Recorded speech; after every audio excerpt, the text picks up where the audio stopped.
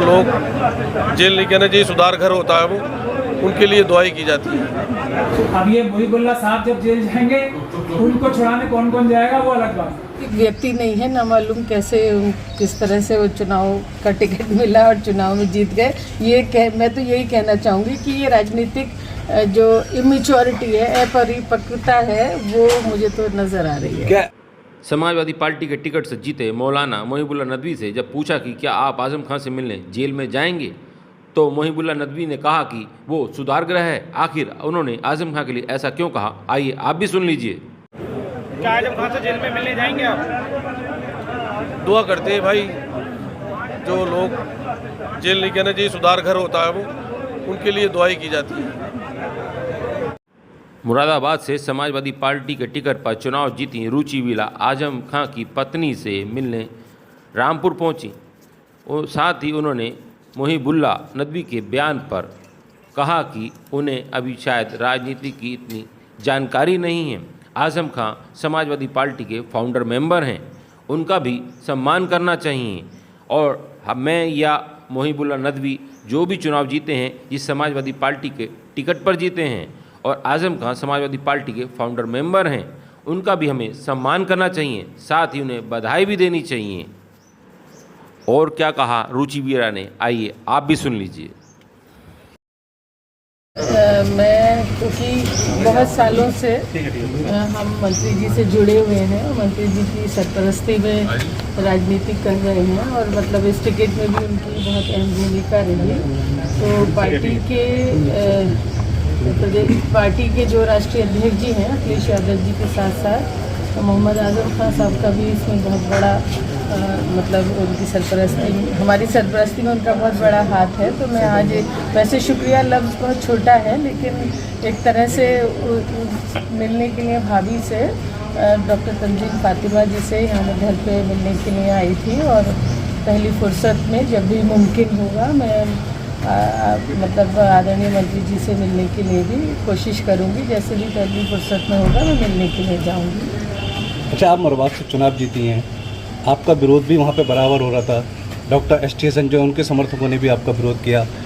पद कहा यह जा रहा था कि आजमगढ़ साहब ने आपको टिकट दिलाया था। भाई रामपुर की बात करें, रामपुर में आजमगढ़ साहब ने सपा प्रत्याशी का विरोध किया था उनके समर्थकों ने, उसके बाद भी जीते। क्या कहेंगे दोनों सीटों को लेकर के? देखिए, मैं आपको बताऊं कि चाहे मैं चुनाव लड़ी हूं और चाहे यहाँ वाले कैंडिडेट चुनाव लड़े हों, हम दोनों ही समाजवादी पार्टी की वजह से चुनाव जीते हैं, पार्टी की वजह से।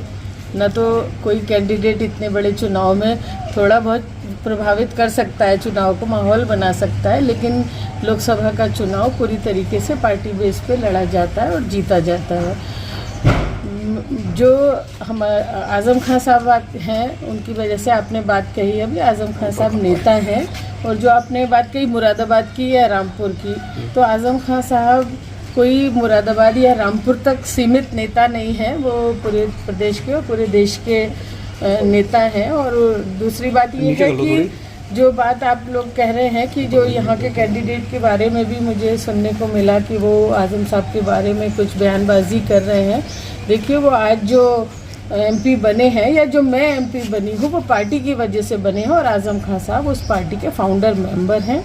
पार्टी को बनाने में और पार्टी को यहाँ तक पहुँचाने में उन्होंने अपनी मतलब खून पसीना से इस पार्टी को सींचा है। तो मतलब उनको भी धन्यवाद करना चाहिए। मेरी तरफ से मुबारकबाद है, वो भी एमपी बने हैं, लेकिन उन्हें ये नहीं भूलना चाहिए कि वो पार्टी की वजह से चुनाव जीते हैं और पार्टी में आज़म खान साहब का बहुत बड़ा कुर्बानी है।